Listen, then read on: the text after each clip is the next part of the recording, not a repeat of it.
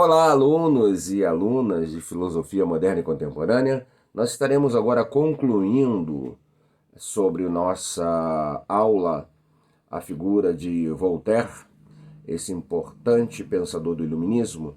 Estaremos trazendo agora algumas considerações sobre o universo temático, epistemológico, por assim dizer, da sua filosofia.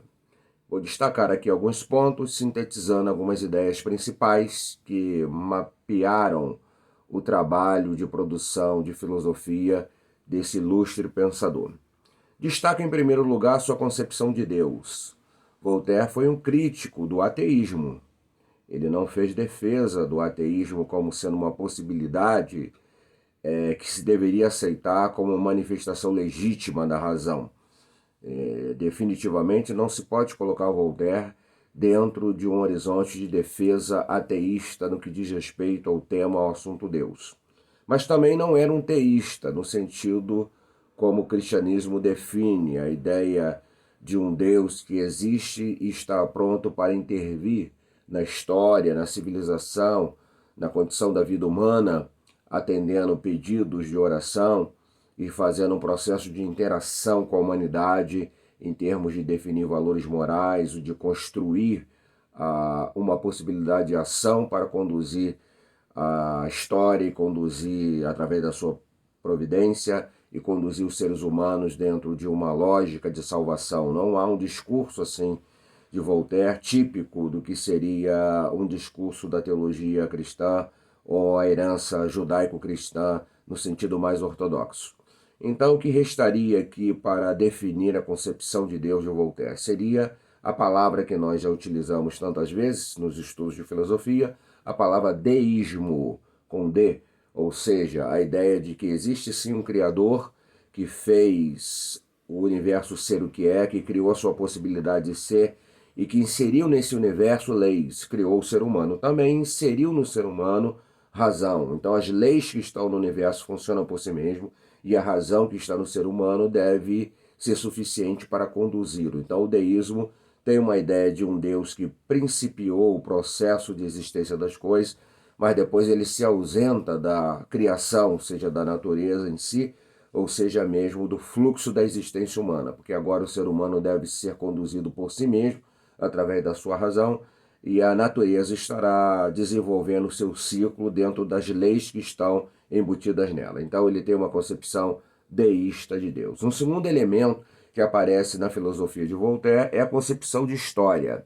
A história para ele é um processo da construção humana. Os iluministas têm clareza quanto a isso.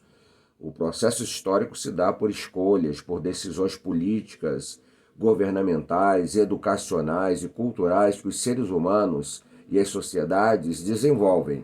Então é uma questão de olhar o que o ser humano está fazendo no processo da história, estabelecer uma crítica nos aspectos negativos, valorizar os aspectos positivos e fazer as transformações que fossem necessárias para ampliar os aspectos positivos e diminuir os aspectos negativos na trama da história, na existência da história, no significado e no valor e no desenvolvimento da história. Então é uma ideia clara de que há uma historicidade que é definidora daquilo que o ser humano fez e daquilo que ele pode fazer. Outro elemento da filosofia de Voltaire é a tolerância. Esse é um ponto central, é um ponto crucial e decisivo. E ele, ao falar da questão da tolerância, ele entende que ela deve ser valorizada, ela deve ser ensinada, ela deve ser proclamada, porque o conhecimento humano é limitado. O que eu não sei, outro ser humano sabe.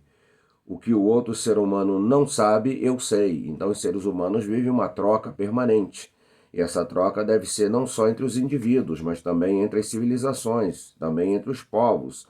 Então uma visão assim de bastante amplitude daquilo que a cultura humana no todo é. E cada parte dessa cultura, cada civilização está contribuindo de uma forma ou de outra para melhor entendimento da vida e do mundo e para um diálogo que possa ser positivo, instrutivo e significativo para o progresso humano no sentido mais amplo do termo.